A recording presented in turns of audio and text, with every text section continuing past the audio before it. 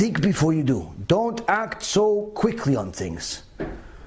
Because that's what the Yetzer Hara wants us to do. He wants us to act quickly because theoretically everything should be good. On the surface of things, everything looks good. Relationships look good, sins look good, everything looks good. You have to think about things.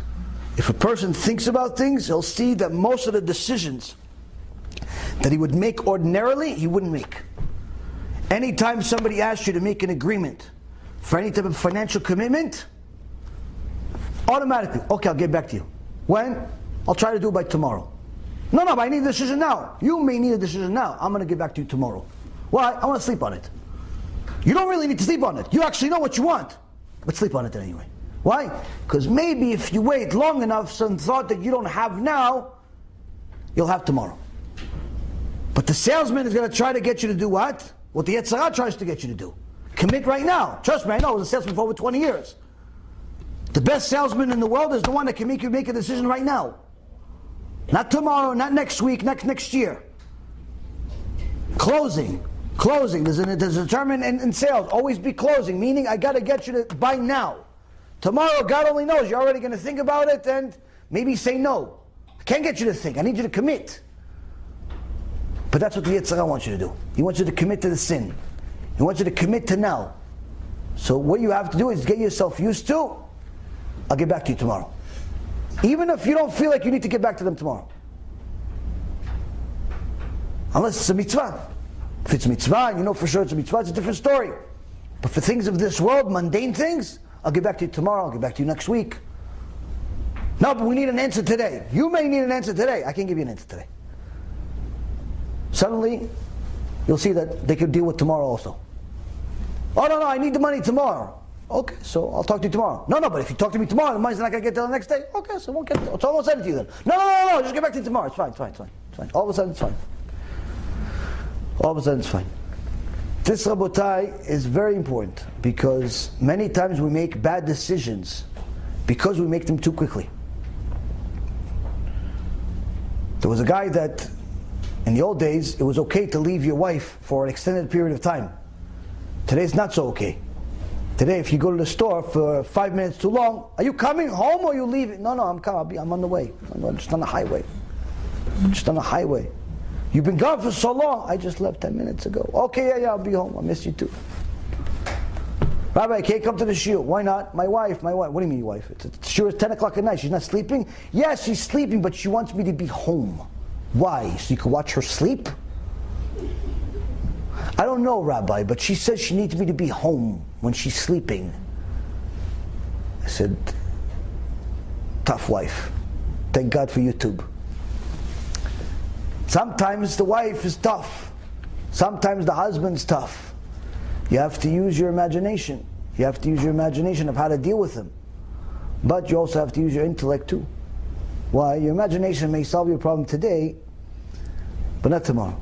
Your intellect is what's going to help you tomorrow. There was one time a guy that grew up, his father had a successful business, and as his father got older, he said, listen son, I don't know how long I have in this world, but I tell you one thing. Never make a decision right away. Anytime, especially if you're angry, don't make a decision right away. Wait until the next day. I said, okay. Shortly later, the father passed away, and the kid took over the business. As the kid took over the business, he found a woman to marry him, and he ran the business, made a few bad deals, because he was still young, and lost all of his money. He said, listen, I gotta go travel a little bit, try to make some money, and I'll come back whenever we have money.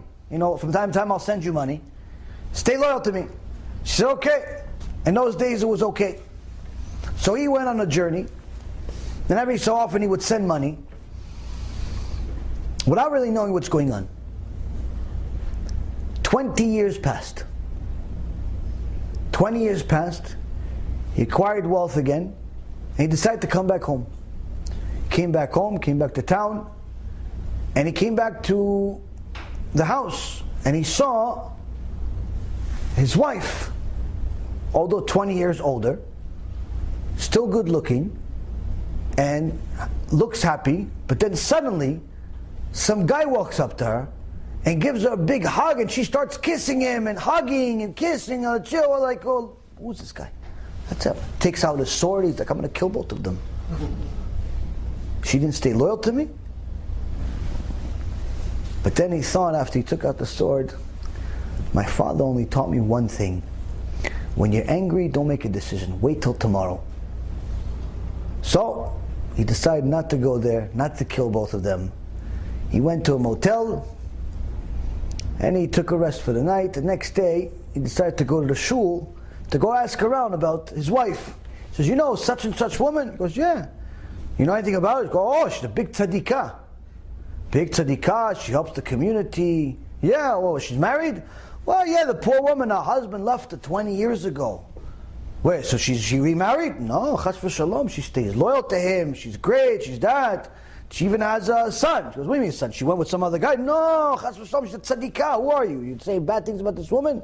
No, I'm just wondering. No, she's a big tzadikah. What her husband didn't know when he left is she was pregnant. She didn't even know.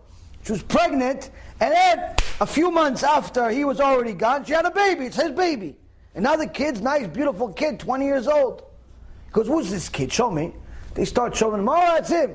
Who's that? The same beautiful kid that was hugging the woman the day before is his son. He says, look at that. If I didn't listen to my father from over 20 years ago when he told me, son, don't make decisions right away. Wait a day. If I had just ignored this one piece of advice, not only would it have been a mistake that would have ended my marriage, it would have ended the life of my wife and my son.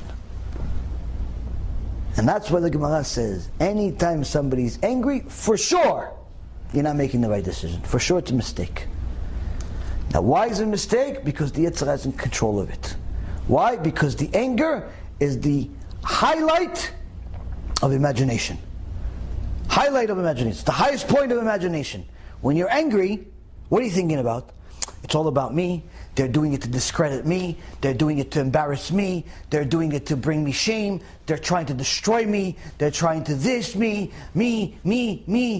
Everybody's against me. I'm alone. No one loves me. Everyone hates me. It's me against the world. And that's it. Oh, she's disrespecting me. He's disrespecting me. Dude, he's just going on a traffic. He didn't see you. He's not disrespecting anything. He doesn't even know you exist. He didn't see you. He didn't see you. He just crossed because he didn't see you. No, he's disrespecting me because I'm this. No, he doesn't know who you are. He doesn't know you exist in the world.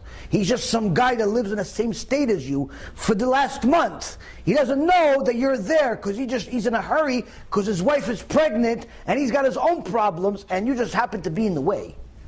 But no.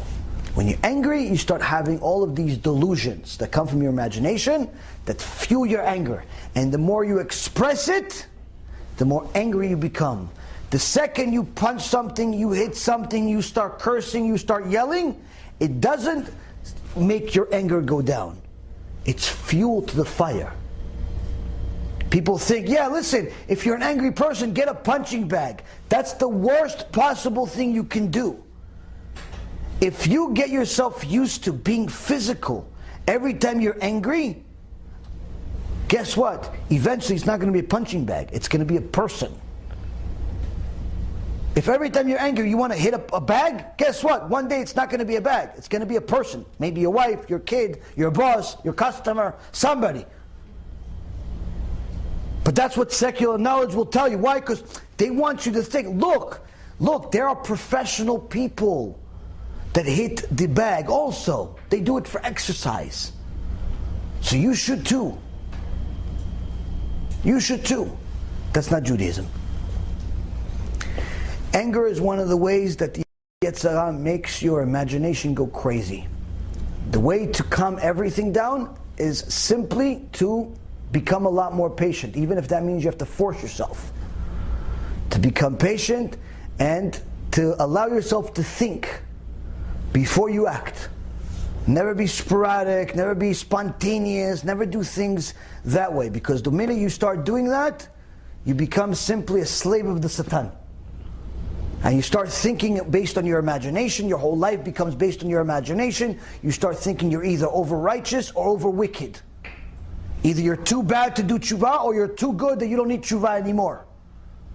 You're too good that no one's good enough to marry you, or that you're too bad that no one wants to marry you. You're a victim, or you're too strong. Everything becomes an extreme. That's what the Chazon Ish says. We have to think, use our mind, and only utilize the imagination if the intellect is still in control.